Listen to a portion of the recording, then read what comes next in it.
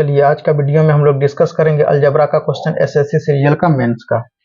दिया हुआ है कि root a into a plus 3 b equal to 36 and root b equal into 3a plus b equal to 28। तो find ए plus B, यानी दो इक्वेशन दिया हुआ है और आपको ए और प्लस बी का मान बोल रहा है कि कितना होगा।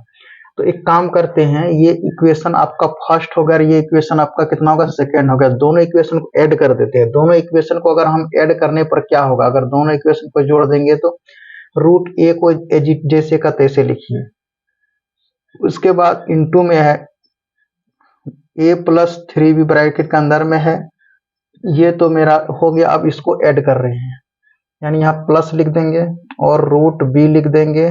उसके बाद फिर ब्रैकेट के अंदर में रखेंगे 3a प्लस बी को। उसके बाद जोड़ेंगे ये दोनों 36 और 28 कितना हो जाएगा, दोनों को अगर ऐड करिएगा तो 64 होगा। इसको ऐड कर लीजिएगा, 36 प्लस 28 64 होगा। अब देखिए, अगर इसको मल्टीप्लाई आप करते हैं तो a इंटू कितना होता है, रूट ए होता है। अगर इसको आप मल्टीप्लाई करते हैं तो 3 रूट ए इंटू बी होता है, प्लस इसको अगर आप मल्टीप्लाई करते हैं तो 3a रूट बी होता है, प्लस इसको मल्टीप्लाई करते तो 3 रूट बी होता है, और ये हो गया 64। अब एक बात बताइए कि रूट ए को अगर पर पावर अगर 3 लिखेंगे तो क्या लिखेंगे, आप कहिएगा कि सर इसको 3 टाइम्स लिखेंगे इस तरह से। अगर इसको 3 टाइम्स लिखेंगे तो 2 टाइम्स में केवल ए आएगा, ए रूट ए, यानी ए रूट ए को क्या लिख सकते हैं, रूट ए पर क्यू लिख सकते हैं। तो यहां पर तो आपका ए रूट क्यू आ जाएगा, ये कोई तो दिक्कत नहीं है। अब जो है कि प्लस है, प्लस लिख दीजिए अब यहाँ। अब देखिए 3 है, फॉर्मूला क्या होता है, 3a स्क्वायर होता है। ए स्क्वायर होता है तो हम क्या रूट ए का स्क्वायर लिख सकते हैं, और बी हम लिख सकते हैं इतना बी, यानी ये।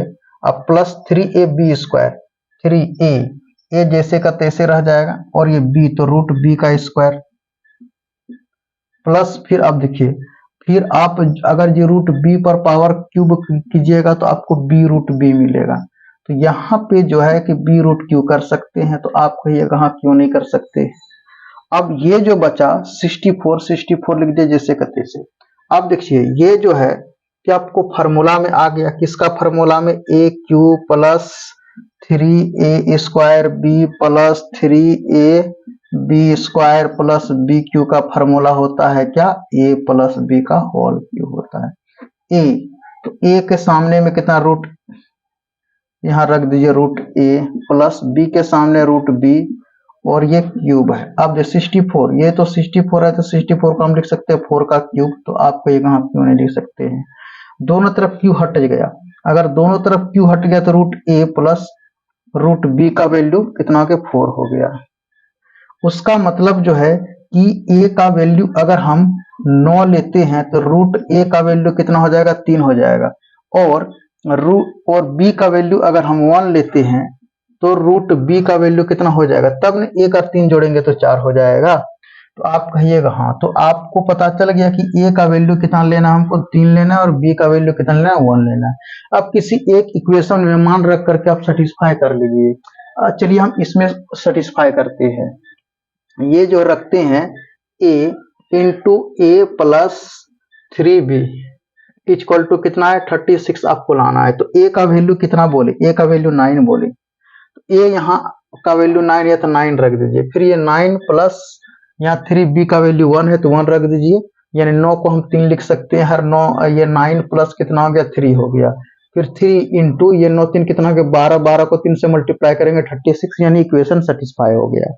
अब जैसे a का मान 3 और b का मान कितना हो गया, 1 हो गया। अब आपको इसमें आप पुट कर दीजिए, इस फॉर्मूला में पुट करने के बाद आपको कितना मिल जाएगा, यानी सॉरी a का मान 9 हुआ, a का मान 9 और b का मान 1 रख दीजिए।